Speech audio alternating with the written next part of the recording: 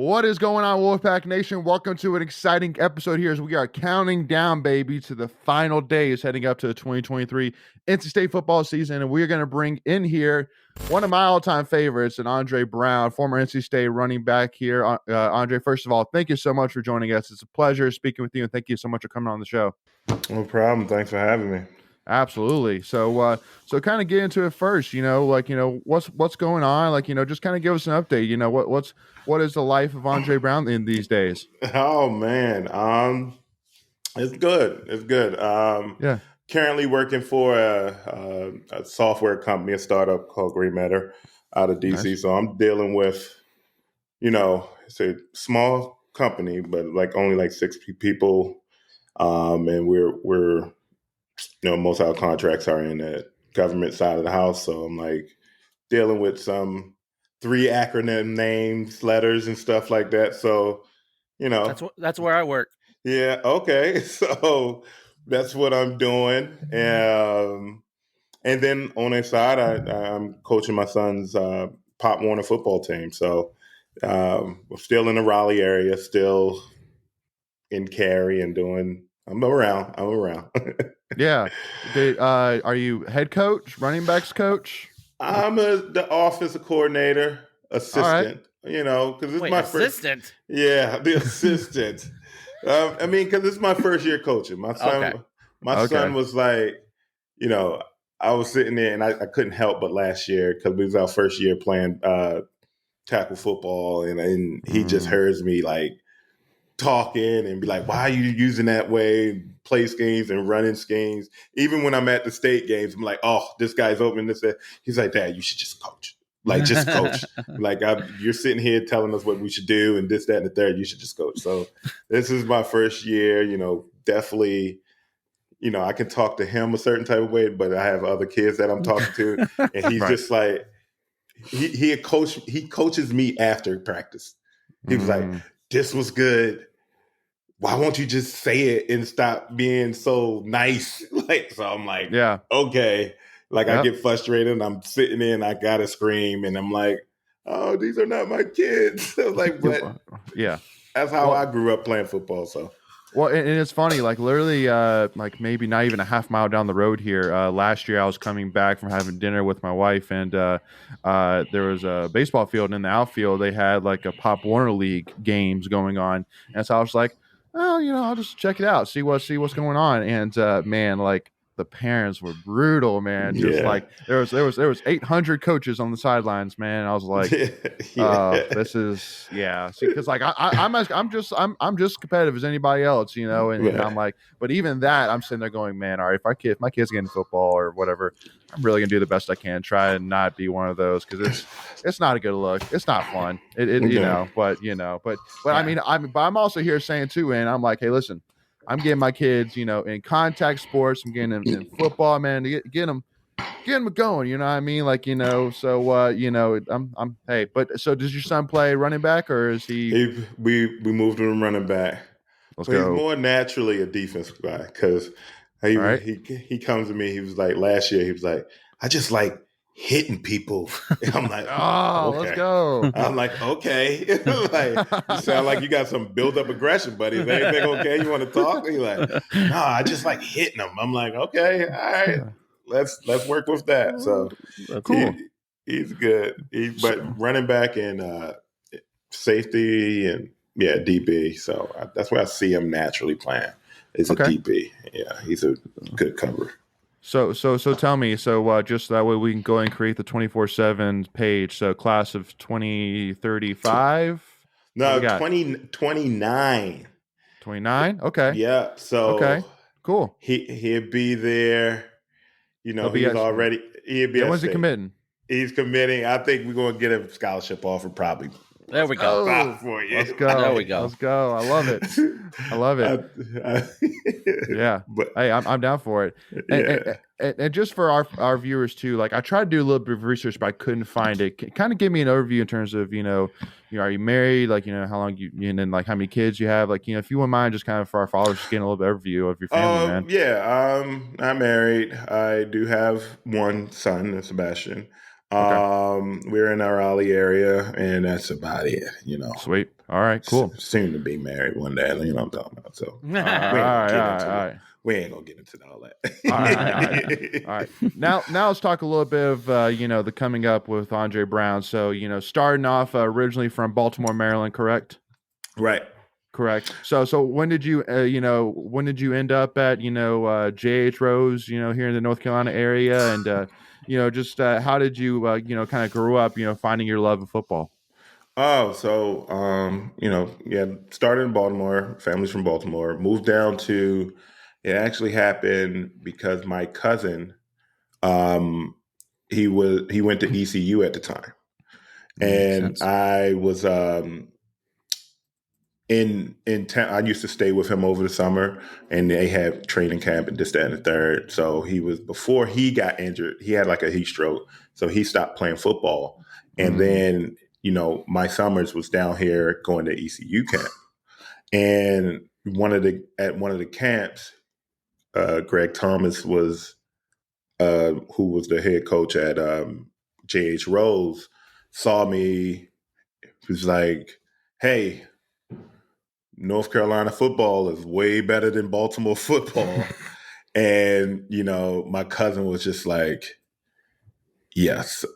Andre, let's do this because I feel like you have the talent to go and, accomplish some of the things that I've accomplished. So, cousin came up in the middle of the night, talked my mom into having me move down to North Carolina my sophomore year in high school. Freshman year in Baltimore, I ended up playing varsity.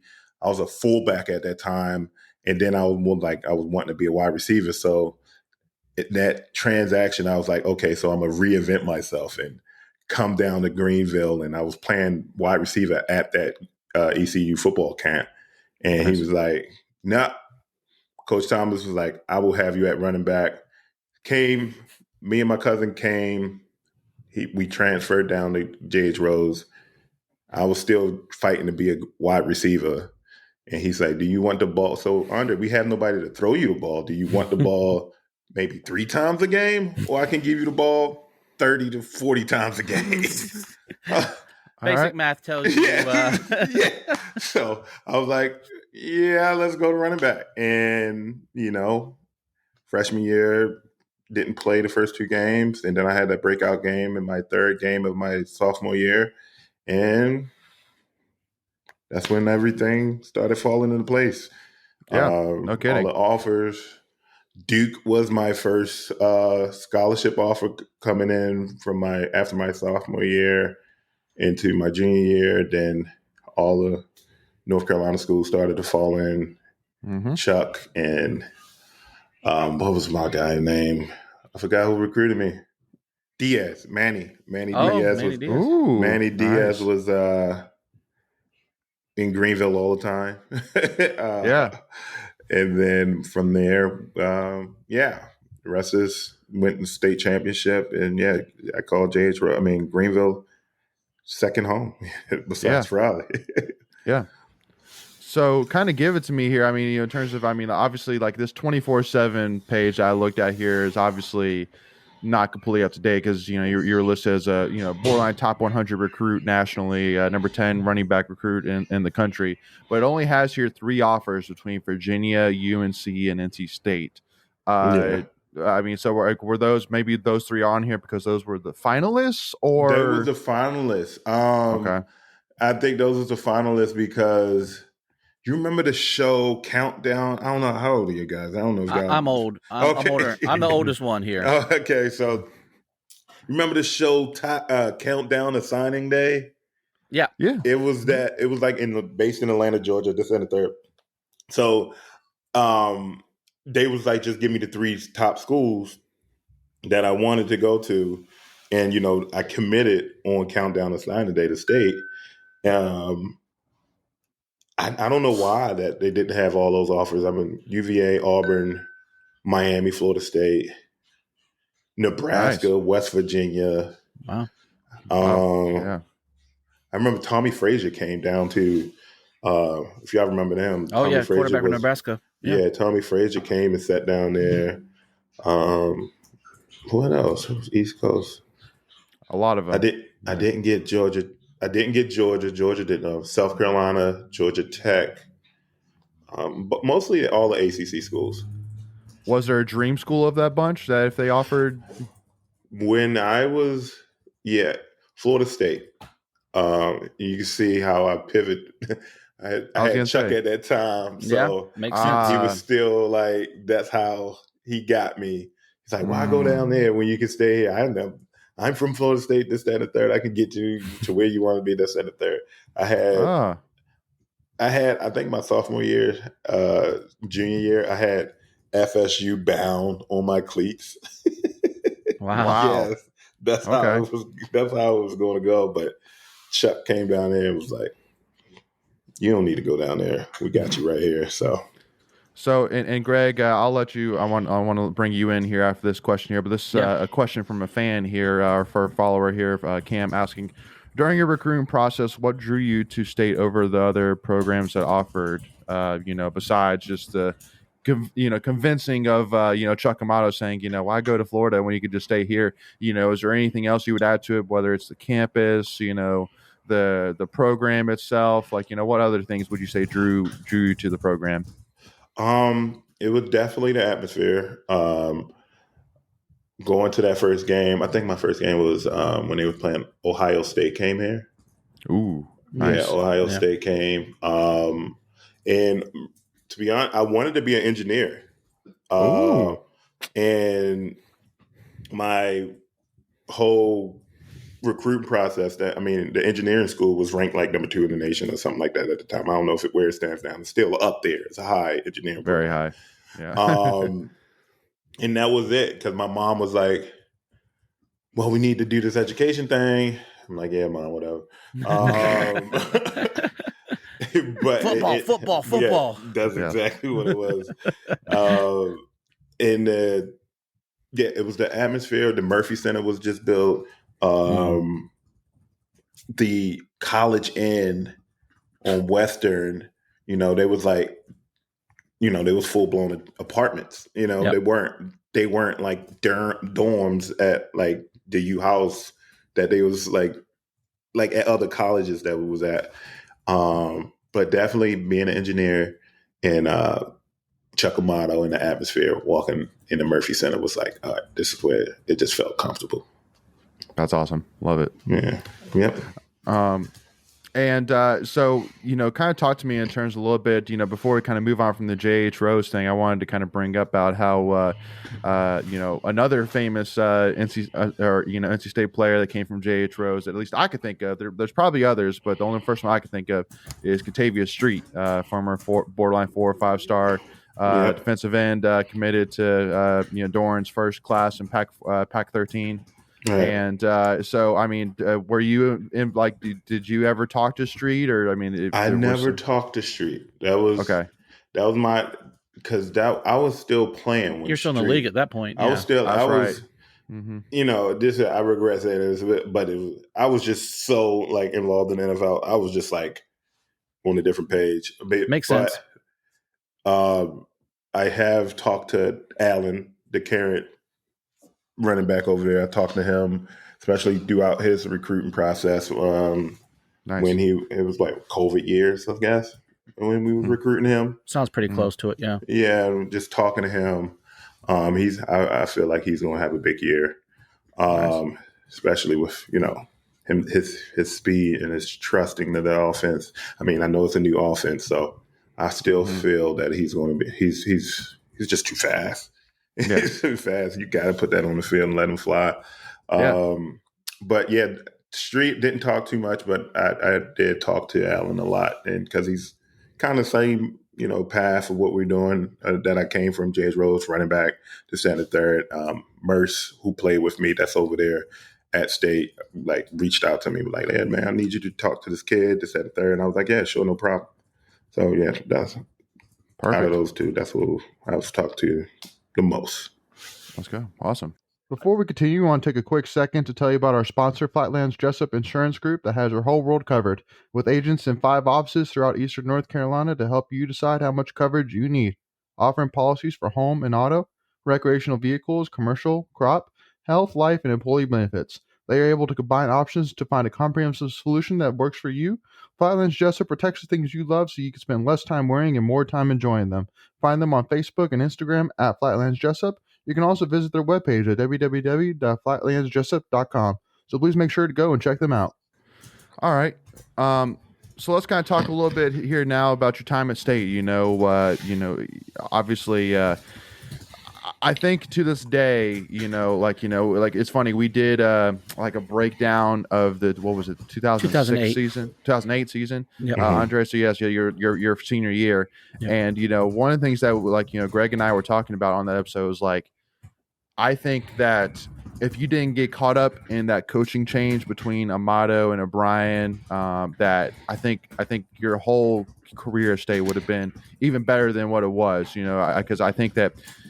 You were talented as heck. You played in a lot of games. You had a lot of highlights, and so to me, I'm sitting here saying, if you would have played with Amato for your 4 years, and been with him, I think you've been easily, could have been easily a top 5, running back in NC State history. So kind of give me your first thoughts. When you think about your time at NC State, do you feel that there's, that there was some left on the table, or do you feel that you gave it all, your all, and kind of give me your overall thoughts of your career before we kind of start to break it down a little bit. All right, let me see. Let's go back into that. My time there was great. Okay. Coach Amato definitely taught me. He definitely, on a motivational side of things, he knew how to get me riled up and going, right? Sweet. And I will say that Tom O'Brien really, and Coach Sweat taught me the football game. Really? Because I will say, I don't know if it was maybe I'm being young, freshman and sophomore year, I was young, and then I matured in my junior, senior year. But definitely relying on my athletic ability, my freshman and sophomore year was key to me. And, that's why as I look at it, or I look back at it, I'll take stuff and just bounce it outside instead of actually as the play was designed. Pressing the hole and then taking it out there. And then junior year and sophomore year, that's when I started seeing, the offense and started realizing what the defense is. And that kind of made me mature enough to where later on in life when I went to the NFL, that was actually progressional from Tom O'Brien's era to that. It could have been that I was just getting older and I just started developing that way, or that's how I look at it right now. So I kind of go back and forth about that. I do feel like it was some stuff left on the table though. But that's also to the competition that we had there too. We had some studs. We had T-Bake, who was a 5-star athlete coming in. We had Darrell Blackman. We had Bobby Washington. We had Jamel Eugene. We had some studs that we had to kind of switch the pace of the game up. And I guess that when we were the original running back by committee, because then my average is I still had a good yards per carry. A good average, but being the guy, I never actually was the guy, Yeah. Looking at your stats, you're right. Your most carries was your senior year at 175, and that's really not a lot in the grand scheme of things. Right. Especially as football was still more of it hadn't teetered on the full air assault that we see now, where teams are pushing. There was still a lot of running game going on back there. Right. But I guess I kind of want to just know, when you came into State, you hit the ground running. You didn't get redshirted. You just, you played a full season. Just kind of talk to me about that and how you were ready physically to hit that demand. Yeah, definitely. It took it to what? fourth game though. I mean, but Yeah. I was crushing it in camp. Like even I'll never forget it. Like when I didn't have a car at the time, I used to ride up to the Murphy Center with most of the seniors, like Mario and Willie and TJ. TJ was the tight end. He's like, man, you're a dog. Like don't let this, because I was buried. My freshman year, I was like the fifth running back, right? But I was out there cooking everybody. I was doing my thing. Let's go. And then what happened? I think it was like my Southern Miss game. So, yeah, 32 carries for 248 yards, 2 touchdowns. Like, golly. Right. I would never forget it because it was Coach who fumbled. Well, T. Bake fumbled, and then D. Black fumbled, and then Coach Amato just got upset with everyone. Like, put Andre in. I was like, all right, finally, I've been here for a couple weeks now. I can't miss this opportunity. So yeah. And then I had the big game, and then the follow-up game where it was just like the universe aligned. Yeah. And then everybody, the next game was the Florida State game. And I just remember, us watching the highlights in the hotel as we're sitting in Tallahassee. And then, what's his name? Oh my gosh. Who's the white coach made me room with the senior, Brandon Clark.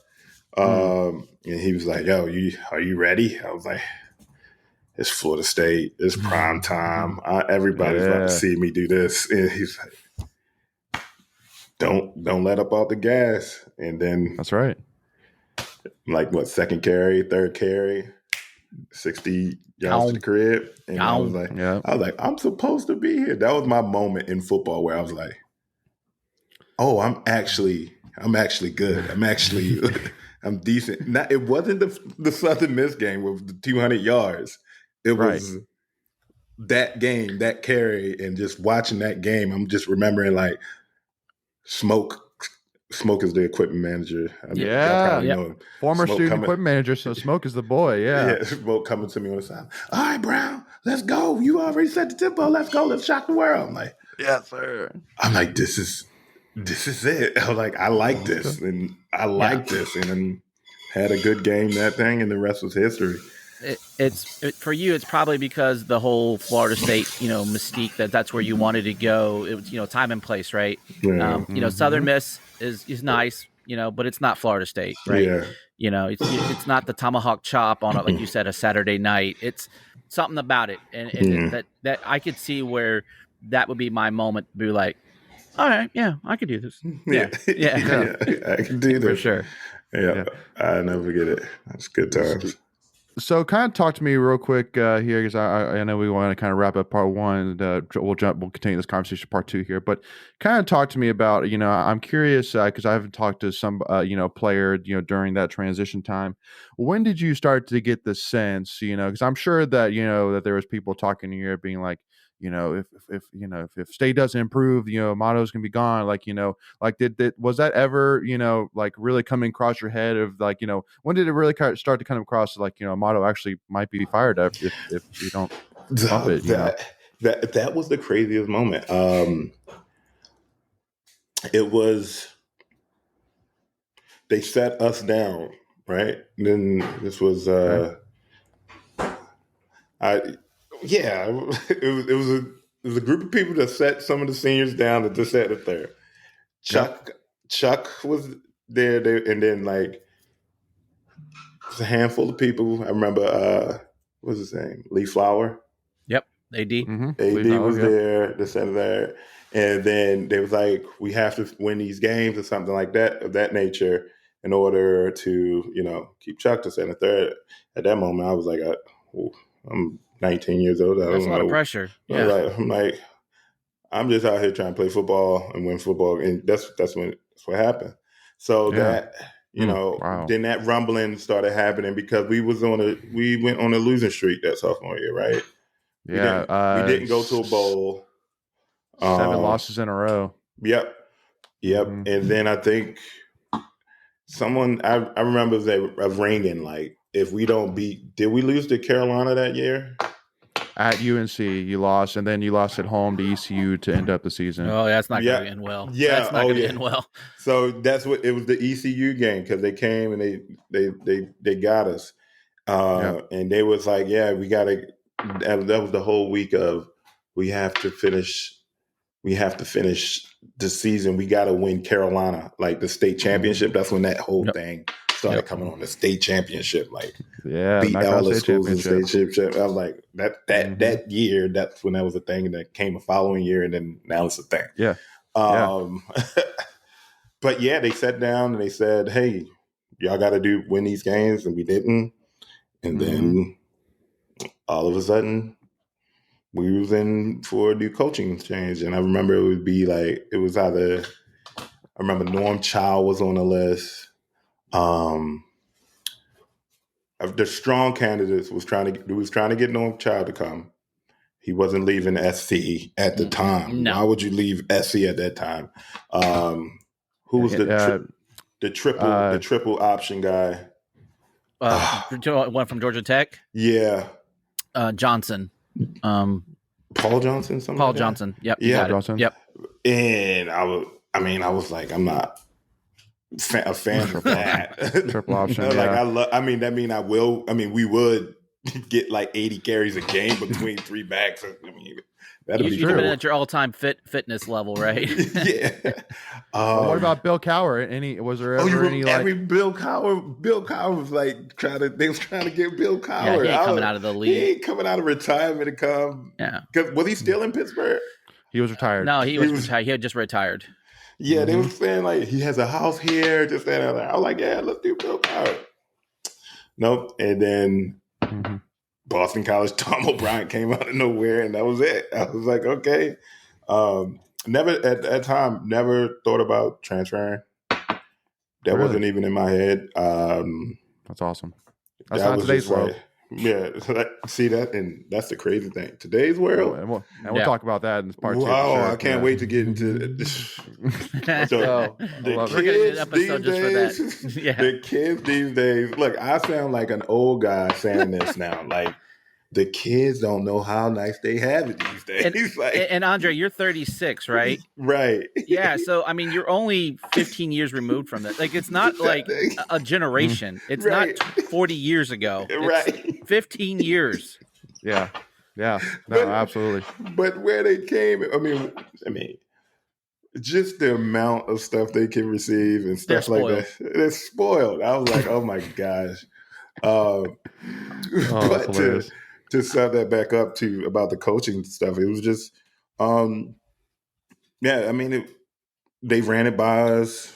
We didn't commit. We didn't win those games, and that was it. Yep. Well, first of all, Andre, thank you so much again for sharing that. I'm definitely excited about part 2 now, y'all. So make sure if you're tuning in with us, make sure you tune right back in for part 2, y'all, so we continue this conversation. Talk about Andre's time a little bit in the NFL, but definitely start talking about NIL, because I definitely want to get into that side as well. But Andre, what are for us, state fans, who want to keep in touch with you, see what you're up to, and things like that. What would you say to any fan who wants to stay in touch with and see what you're up to? I'm okay. Look, you reached out to me on Twitter. I still do that. That's my thing. Okay. That's still a thing this week. Yeah, this week. It's not even Twitter anymore, Andre. I know, right? It's just, I just noticed that when you guys text me this morning, it's the X up there. I'm like, what the X mean? Like, okay. Elon gotta be Elon. Okay. And I say Twitter. My LinkedIn, my professional side of the house, I am very heavy on LinkedIn. Nice. That's what us older people do, Andre. Yeah. Hey, Instagram, I might post a pic or two, but nah. All right. Well, let's summarize it for fans to go give Andre a follow at Dre DRE Brown 35 at DRE Brown 35. Go give him a follow at Twitter or at X, whatever you want to call it. And but yeah, Wolfpack Nation, we'll see y'all for part 2 as we keep this conversation going, and go Pack, y'all.